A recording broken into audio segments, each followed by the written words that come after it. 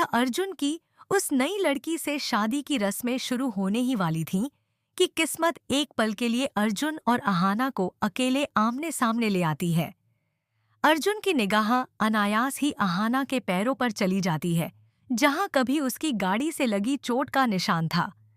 उसका दिल चाहता है कि सब छोड़कर वहीं झुक जाए और उसके जख्मों पर मरहम लगा दे, मगर वह खुद को रोक लेता है। दोनों की आंखों में मोहब्बत उमड़ रही है, लेकिन होंठ मजबूरियों की बेड़ियों में बंधे हैं। टूट चुकी अहाना अपने आंसू छुपाते हुए अर्जुन को समझाती है, अब बहुत देर हो चुकी है, मंडप सज चुका है, मेहमान आ चुके हैं। अगर आप पीछे हटे तो उस बेचारी लड़की की इज्जत मिट्टी में मिल जाएगी। एक औरत होकर मैं किसी दूसरी औरत का घर उजड़ते नहीं देख सकती, मेरी कसम है। आप यह शादी कर लीजिए। अर्जुन का मन चीख उठता है कि वह इससे इनकार कर दे। उसे तो बस अहाना को चुप कराते हुए अपनी बाहों में समेट लेना है। लेकिन समाज के डर और अहाना की कसम के आगे उसकी हिम्मत टूट जाती है। भारी कदमों से वह मंडप की ओर बढ़ता है, जैसे वह शादी के मंडप नहीं बल्कि अपनी ही चिता पर लेटने जा रहा हो। दुर्गा देवी एक ऐसा कदम उठाती है जो सबके जख्मों पर नमक छिड़क देता है। वह अहाना का हाथ पकड़कर उसे खींचती है और दुल्हन के ठीक बगल में बैठा देती है। सख्त आवाज में कहती है, तूने ही तो इस शादी की जिम्मेदारी ली थी, अब रस्में भी तू ही निभाएगी। बैठ और देख अपने पति को किसी और का होते हुए। कांपती हुई अहाना बैठ जाती है। रस्में शुरू होती हैं। हवन कुंड का धुआं अहाना की आंखों में चुभता है। हर मंत्र के साथ अर्जुन और अहाना के आंखों से आंसू बह रहे हैं, मानो शादी की नहीं, उनके बिछड़ने की रस्म निभाई जा रही हो। वहां मौजूद हर शख्स की आंखें नम हैं, पर दुर्गा देवी के चेहरे पर एक रहस्यमयी सुकून है, जैसे वह किसी बड़े खुलासे की प्रतीक्षा कर रही हो। और फिर आता है वरमाला का समय। पंडित बुलाते हैं, वधू कृपया वर को माला पहनाएं। अर्जुन सिर झुका लेता है, जैसे उसने अपनी किस्मत से हार मान ली हो। लेकिन तभी कुछ अजीब होता है। दुल्हन बिल्कुल नहीं हिलती, पत्थर की तरह जड़ हो जाती है। सन्नाटा छा जाता है। मेहमानों में कानाफूसी शुरू हो जाती है। टुकुंदा मजाक में दुर्गा देवी से कहते हैं, माँ ऐसी कैसी बहू लाई हो, बहरी है क्या या सो गई? कुछ लोग हंस पड़ते हैं, लेकिन अर्जुन और अहाना की बेचैनी किस्मत से हार मान ली हो। लेकिन तभी कुछ अजीब होता है। दुल्हन बिल्कुल नहीं हिलती, पत्थर की तरह जड़ हो जाती है। सन्नाटा छा जाता है। मेहमानों में कानाफूसी शुरू हो जाती है। टुकुंदा मजाक में दुर्गा देवी से कहते हैं, माँ कैसी बहू लाई हो, बहरी है क्या या सो गई? कुछ लोग हंस पड़ते हैं, लेकिन अर्जुन और अहाना की बेचैनी बढ़ती जाती है। आखिर दुल्हन माला क्यों नहीं पहना रही? कर दे, उसे तो बस अहाना को चुप कराते हुए अपनी बाहों में समेट लेना है। लेकिन समाज के डर और अहाना की कसम के आगे उसकी हिम्मत टूट जाती है। भारी कदमों से वह मंडप की ओर बढ़ता है, जैसे वह शादी के मंडप नहीं बल्कि अपनी ही चिता पर लेटने जा रहा हो। दुर्गा देवी एक ऐसा कदम उठाती है जो सबके जख्मों पर नमक छिड़क देता है। वह अहाना का हाथ पकड़कर उसे खींचती है और दुल्हन के ठीक बगल में बैठा देती है। सख्त आवाज में कहती है, तूने ही तो इस शादी की जिम्मेदारी ली थी, अब रस्में भी तू ही निभाएगी। बैठ और देख अपने पति को किसी और का होते हुए। कांपती हुई अहाना बैठ जाती है। रस्में शुरू होती हैं। हवन कुंड का धुआं अहाना की आंखों में चुभता है। हर मंत्र के साथ अर्जुन और अहाना के आंखों से आंसू बह रहे हैं, मानो शादी की नहीं, उनके बिछड़ने की रस्म निभाई जा रही हो। वहां मौजूद हर शख्स की आंखें नम हैं, पर दुर्गा देवी के चेहरे पर एक रहस्यमयी सुकून है, जैसे वह किसी बड़े खुलासे की प्रतीक्षा कर रही हो। अहाना की बेचैनी किस्मत से हार मान ली हो। लेकिन तभी कुछ अजीब होता है। दुल्हन बिल्कुल नहीं हिलती, पत्थर की तरह जड़ हो जाती है। सन्नाटा छा जाता है। मेहमानों में कानाफूसी शुरू हो जाती है। टुकुंदा मजाक में दुर्गा देवी से कहते हैं, माँ कैसी बहू लाई हो, बहरी है क्या या सो गई? कुछ लोग हंस पड़ते हैं, लेकिन अर्जुन और अहाना की बेचैनी बढ़ती जाती है। आखिर दुल्हन माला क्यों नहीं पहना रही? कर दे, उसे तो बस अहाना को चुप कराते हुए अपनी बाहों में समेट लेना है। लेकिन समाज के डर और अहाना की कसम के आगे उसकी हिम्मत टूट जाती है।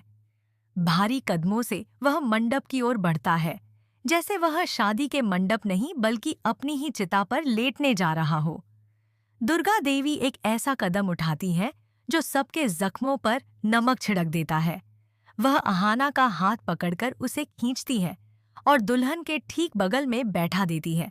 सख्त आवाज में कहती हैं, तूने ही तो इस शादी की जिम्मेदारी ली थी, अब रस्में भी तू ही निभाएगी। बैठ और देख अपने पति को किसी और का होते हुए। कांपती हुई अहाना बैठ जाती है। रस्में शुरू होती हैं। हवन कुंड का धुआं अहाना की आंखों में चुभता है। हर मंत्र के साथ अर्जुन और अहाना के आंखों से आंसू बह रहे हैं, मानो शादी की नहीं, उनके बिछड़ने की रस्म निभाई जा रही हो। वहां मौजूद हर शख्स की आंखें नम हैं, पर दुर्गा देवी के चेहरे पर एक रहस्यमयी सुकून है, जैसे वह किसी बड़े खुलासे की प्रति। और फिर आता है वरमाला का समय। पंडित बुलाते हैं, वधू कृपया वर को माला पहनाएं। अर्जुन सिर झुका लेता है, जैसे उसने अपनी किस्मत से हार मान ली हो। लेकिन तभी कुछ अजीब होता है। दुल्हन बिल्कुल नहीं हिलती, पत्थर की तरह जड़ हो जाती है। सन्नाटा छा जाता है। मेहमानों में कानाफूसी शुरू हो जाती है। टुकुंदा मजाक में दुर्गा देवी से कहते हैं, माँ कैसी बहू लाई हो, बहरी है क्या या सो गई? कुछ लोग हंस पड़ते हैं, लेकिन अर्जुन और अहाना की बेचैनी किस्मत से हार मान ली हो। लेकिन तभी कुछ अजीब होता है। दुल्हन बिल्कुल नहीं हिलती, पत्थर की तरह जड़ हो जाती है। सन्नाटा छा जाता है। मेहमानों में कानाफूसी शुरू हो जाती है। टुकुंदा मजाक में दुर्गा देवी से कहते हैं, माँ कैसी बहू लाई हो, बहरी है क्या या सो गई? कुछ लोग हंस पड़ते हैं, लेकिन अर्जुन और अहाना की बेचैनी बढ़ती जाती है। आखिर दुल्हन जब काफी देर तक कोई हरकत नहीं होती, अर्जुन का सब्र टूट जाता है। उसे लगता है दुल्हन बेहोश है। वह तुरंत आगे बढ़कर उसका घूंघट उठा देता है और सामने का नजारा देखकर उसका दिल सनसना उठता है। अहाना चीख पड़ती है। वहां कोई लड़की नहीं, बल्कि सजा धजा एक नकली पुतला बैठा था। अर्जुन स्तब्ध रह जाता है। कभी पुतले को देखता, कभी अपनी माँ को, कभी अहाना को। उसे समझ नहीं आता कि यह क्या धोखा है। तभी पूरे घर में ठहाके गूंज उठते हैं। दुर्गा देवी, श्रुतो मामा और बाकी लोग जो पहले से इस राज में शामिल थे ताली बजाने लगते हैं। दुर्गा देवी आगे बढ़कर अर्जुन के सिर पर हाथ फेरते हुए कहती हैं, पागल, तुझे क्या लगा? मैं तेरे और अहाना के बीच बढ़ती जाती है। आखिर दुल्हन माला क्यों नहीं पहना रही? जब काफी देर तक कोई हरकत नहीं होती, अर्जुन का सब्र टूट जाता है। उसे लगता है दुल्हन बेहोश है। वह तुरंत आगे बढ़कर उसका घूंघट उठा देता है और सामने का नजारा देखकर उसका दिल ये सनसना उठता है। अहाना चीख पड़ती है। वहां कोई लड़की नहीं, बल्कि सजा धजा एक नकली पुतला बैठा था।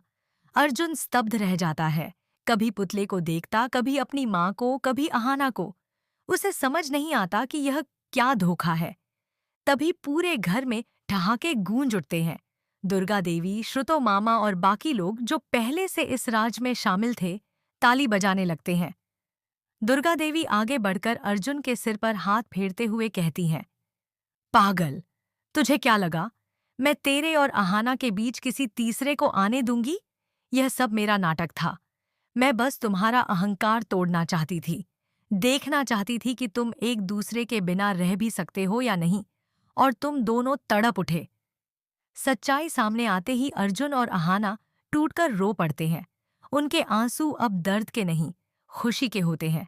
अर्जुन सब कुछ भूलकर अहाना को बाहों में भर लेता है और अहाना भी अपने सारे जख्म भूलकर उसके सीने से लग जाती है। दोनों दुर्गा देवी के चरणों में गिर जाते हैं। घर खुशी से भर उठता है। मेहमान आ चुके हैं। अगर आप पीछे हटे तो उस बेचारी लड़की की इज्जत मिट्टी में मिल जाएगी। एक औरत होकर मैं किसी दूसरी औरत का घर उजड़ते नहीं देख सकती। मेरी कसम है, आप यह शादी कर लीजिए। अर्जुन का मन चीख उठता है कि वह इससे इनकार कर दे। उसे तो बस अहाना को चुप कराते हुए अपनी बाहों में समेट लेना है। लेकिन समाज के डर और अहाना की कसम के आगे उसकी हिम्मत टूट जाती है। भारी कदमों से वह मंडप की ओर बढ़ता है, जैसे वह शादी के मंडप नहीं बल्कि अपनी ही चिता पर लेटने जा रहा हो। दुर्गा देवी एक ऐसा कदम उठाती है जो सबके जख्मों पर नमक छिड़क देता है। वह अहाना का हाथ पकड़कर उसे खींचती है और दुल्हन के ठीक बगल में बैठा देती है। सख्त आवाज में कहती है, तूने ही तो इस शादी की जिम्मेदारी ली थी, अब रस्में भी तू ही निभाएगी। बैठ और देख अपने पति को किसी और का होते हुए। कांपती हुई अहाना बैठ जाती है। रस्में शुरू होती हैं। हवन कुंड का धुआं अहाना की आंखों में चुभता है। हर मंत्र के साथ अर्जुन और अहाना के आंखों से आंसू बह रहे हैं, मानो शादी की नहीं, उनके बिछड़ने की रस्म निभाई जा रही हो। वहां मौजूद हर शख्स की आंखें नम हैं, पर दुर्गा देवी के चेहरे पर एक रहस्यमयी सुकून है, जैसे वह किसी बड़े खुलासे की प्रतीक्षा कर रही हो। और बढ़ता है, जैसे वह शादी के मंडप नहीं बल्कि अपनी ही चिता पर लेटने जा रहा हो। दुर्गा देवी एक ऐसा कदम उठाती है जो सबके जख्मों पर नमक छिड़क देता है। वह अहाना का हाथ पकड़कर उसे खींचती है और दुल्हन के ठीक बगल में बैठा देती है। सख्त आवाज में कहती है, तूने ही तो इस शादी की जिम्मेदारी ली थी, अब रस्में भी तू ही निभाएगी। बैठ और देख अपने पति को किसी और का होते हुए। कांपती हुई अहाना बैठ जाती है। रस्में शुरू होती हैं। हवन कुंड का धुआं अहाना की आंखों में चुभता है। हर मंत्र के साथ अर्जुन और अहाना के आंखों से आंसू बह रहे हैं, मानो शादी की नहीं, उनके बिछड़ने की रस्म निभाई जा रही हो। वहां मौजूद हर शख्स की आंखें नम हैं, पर दुर्गा देवी के चेहरे पर एक रहस्यमयी सुकून है, जैसे वह किसी बड़े खुलासे की प्रति। और फिर आता है वरमाला का समय। पंडित बुलाते हैं। वधू, कृपया वर को माला पहनाएं। अर्जुन सिर झुका लेता है, जैसे उसने अपनी किस्मत से हार मान ली हो। लेकिन तभी कुछ अजीब होता है। दुल्हन बिल्कुल नहीं हिलती, पत्थर की तरह जड़ हो जाती है। सन्नाटा छा जाता है। मेहमानों में कानाफूसी शुरू हो जाती है। टुकुंदा मजाक में दुर्गा देवी से कहते हैं, माँ, कैसी बहू लाई हो? बहरी है क्या या सो गई? कुछ लोग हंस पड़ते हैं, लेकिन अर्जुन और अहाना की बेचैनी किस्मत से हार मान ली हो। लेकिन तभी कुछ अजीब होता है। दुल्हन बिल्कुल नहीं हिलती, पत्थर की तरह जड़ हो जाती है। सन्नाटा छा जाता है। मेहमानों में कानाफूसी शुरू हो जाती है। टुकुंदा मजाक में दुर्गा देवी से कहते हैं, माँ, कैसी बहू लाई हो? बहरी है क्या या सो गई? कुछ लोग हंस पड़ते हैं, लेकिन अर्जुन और अहाना की बेचैनी बढ़ती जाती है। आखिर दुल्हन जब काफी देर तक कोई हरकत नहीं होती, अर्जुन का सब्र टूट जाता है। उसे लगता है दुल्हन बेहोश है। वह तुरंत आगे बढ़कर उसका घूंघट उठा देता है और सामने का नजारा देखकर उसका दिल सनसना उठता है। अहाना चीख पड़ती है। वहां कोई लड़की नहीं बल्कि सजा धजा एक नकली पुतला बैठा था। अर्जुन स्तब्ध रह जाता है। कभी पुतले को देखता, कभी अपनी माँ को, कभी अहाना को। उसे समझ नहीं आता कि यह क्या धोखा है। तभी पूरे घर में ठहाके गूंज उठते हैं।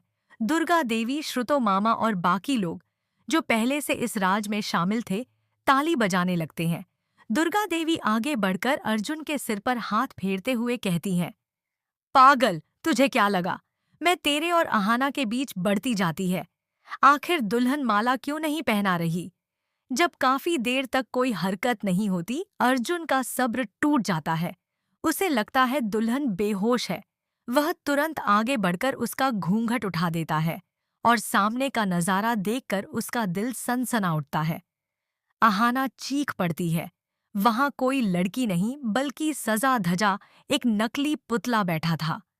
अर्जुन स्तब्ध रह जाता है। कभी पुतले को देखता, कभी अपनी माँ को, कभी अहाना को। उसे समझ नहीं आता कि यह क्या धोखा है। तभी पूरे घर में ठहाके गूंज उठते हैं। दुर्गा देवी, श्रुतो मामा और बाकी लोग जो पहले से इस राज में शामिल थे, ताली बजाने लगते हैं। दुर्गा देवी आगे बढ़कर अर्जुन के सिर पर हाथ फेरते हुए कहती हैं, पागल, तुझे क्या लगा? मैं तेरे और अहाना के बीच किसी तीसरे को आने दूंगी? यह सब मेरा नाटक था। मैं बस तुम्हारा अहंकार तोड़ना चाहती थी। देखना चाहती थी कि तुम एक दूसरे के बिना रह भी सकते हो या नहीं। और तुम दोनों तड़प उठे। सच्चाई सामने आते ही अर्जुन और अहाना टूटकर रो पड़ते हैं। उनके आंसू अब दर्द के नहीं